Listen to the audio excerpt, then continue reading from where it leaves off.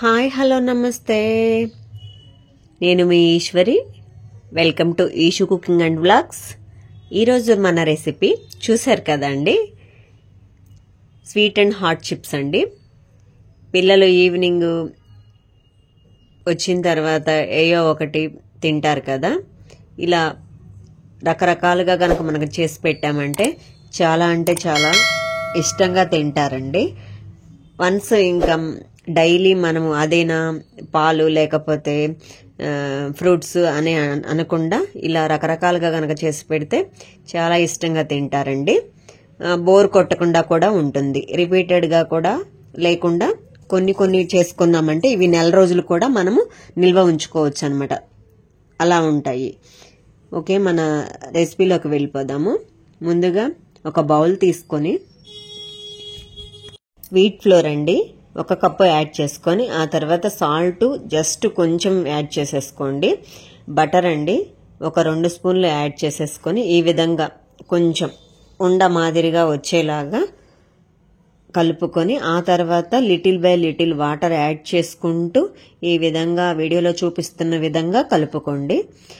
కలుపుకున్న తర్వాత కొంచెం బాగా గట్టిగానే కలుపుకోండి, మరీ స్మూత్గా అవసరం లేదు. కొంచెం హార్డ్గానే కలుపుకోండి. ఈ విధంగా చూపిస్తున్న విధంగా బ్యాటరు ఈ విధంగా కలుపుకొని ఒక 10 to 15 minutes రెస్ట్ ఇవ్వండి. రెస్ట్ ఇచ్చిన తర్వాత ఒకసారి చూడండి మన పిండి ఎలా ఉందో. మళ్ళీ ఇంకొకసారి ఒక 2 minutes or 3 minutes బాగా కలుపుకోవాలి. ఈ విధంగా కొంచెం స్మూత్ అయ్యిందండి, మనం బటర్ యాడ్ చేసాం కదా, సో అందుకే బాగా స్మూత్ టెక్స్చర్ వచ్చింది. మనము ఈ పిండిని హాఫ్కి డివైడ్ చేసేసుకొని ఈ విధంగా బాల్స్ మాదిరిగా చేసుకొని డస్ట్ చేసుకొని, వీట్ ఫ్లోర్ తోటి డస్ట్ చేసుకొని ఈ విధంగా చపాతీ రోల్ లాగా మొత్తం ఈవెన్గా స్ప్రెడ్ చేసేసుకోవాలి. 4 వైపులా స్ప్రెడ్ చేసేసుకున్నామంటే మనకి అంచులు కూడా కట్ చేసేసుకొని ఈ విధంగా పక్కన పెట్టేసుకొని మొత్తం స్క్వేర్ షేప్లో వస్తుందండి. మనము ఇప్పుడు కట్ చేసుకోవటానికి చిప్స్ 4 వైపులా కట్ చేసామంటే నీట్గా ఉంటుంది. అందుకని 4 వైపులా ఈ విధంగా కట్ చేసేసి అవి పక్కన పెట్టేసుకోండి. కట్ చేసుకున్న తర్వాత మన బ్యాటర్ మొత్తం ఈ విధంగా మనం స్ప్రెడ్ చేసిన రోల్ మొత్తం ఈ షీట్ ఈ విధంగా ఉంటుంది. మనము స్క్వేర్ షేప్లో చిన్న చిన్నవి చిప్స్ మాదిరిగా కట్ చేసుకుందాము. ఇలా స్క్వేర్ షేప్లో కట్ చేసుకోవాలండి. మీ దగ్గర కటర్ ఉన్నా ఏది ఉన్నా యూస్ చేసుకోవచ్చు, మీకు ఎలా కావాలంటే అలా. ఈ విధంగా స్క్వేర్ షేప్లో చిన్న చిన్నవి స్క్వేర్ షేప్లో కట్ చేసేసుకోండి. నేను తర్వాత కట్ చేసేది తీసుకున్నానండి కటరు చిన్నది. ఈ విధంగా స్క్వేర్ షేప్లో చిన్న చిన్నవి కనుక స్మాల్ పీసెస్గా కనుక కట్ చేసేసుకొని వాటిని ఒక ప్లేట్లోకి ట్రాన్స్ఫర్ చేసేసుకుందాము. ఈ విధంగా ట్రాన్స్ఫర్ చేసుకొని మనం ఇలా రావాలండి చిప్స్ అనేవి. తర్వాత స్టవ్ వెలిగించే ప్యాన్ పెట్టి డీప్ ఫ్రైకి సరిపడా మనము కొన్ని వేసుకుందామండి. చిప్స్ మనం చేసుకున్న చిప్స్ కొన్ని యాడ్ చేసుకుందాము. యాడ్ చేసేసుకొని ఈ విధంగా బాగా క్రంచీగా వచ్చేలాగా వేయించుకోవాలండి.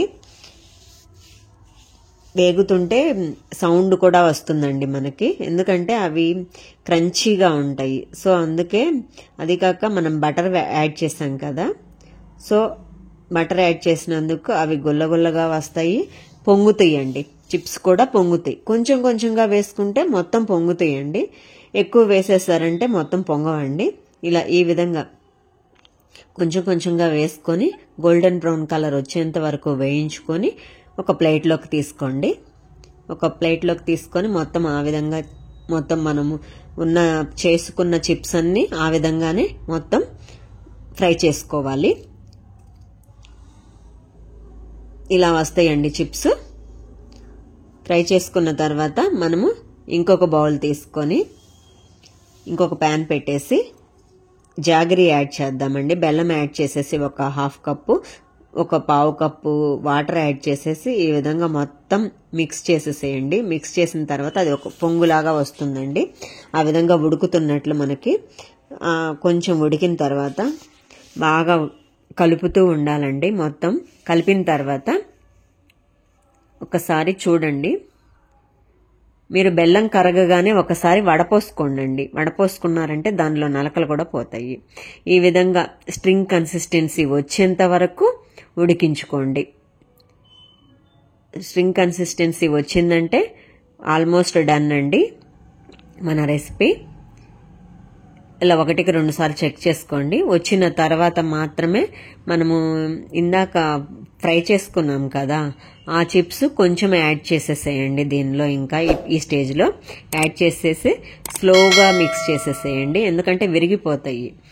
మొత్తం మిక్స్ చేసేసి మీకు సరిపడా చిప్స్ యాడ్ చేసేసుకొని ఈ విధంగా వీడియోలో చూపిస్తున్న విధంగా మిక్స్ చేసుకోండి. నా వీడియోస్ కనుక మీకు నచ్చినట్లయితే లైక్ చేయండి, షేర్ చేయండి,